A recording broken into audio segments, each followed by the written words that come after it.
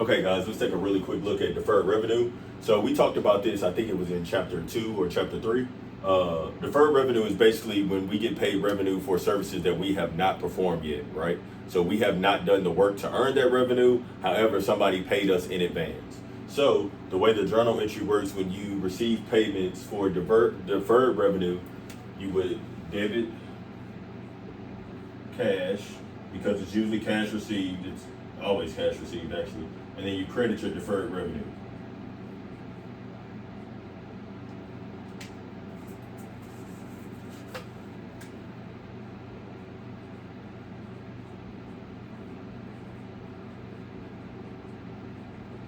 Okay? So this is basically saying that we receive cash for the work that we have not done. This is viewed as a liability because if we do not perform this work, then we have to pay that cash back. So we can't look at this as anything other than a liability. Okay, now let's say later on in the future we actually do that work.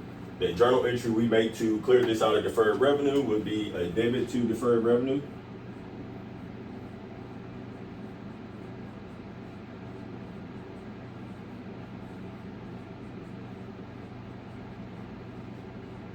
And then we would credit sales revenue.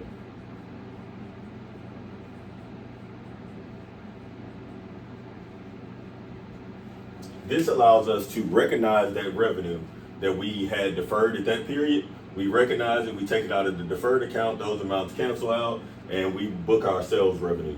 So if you look at it, both journal entries, once the revenue is actually recognized, it looks just like our regular revenue entries where we debit cash, credit revenue.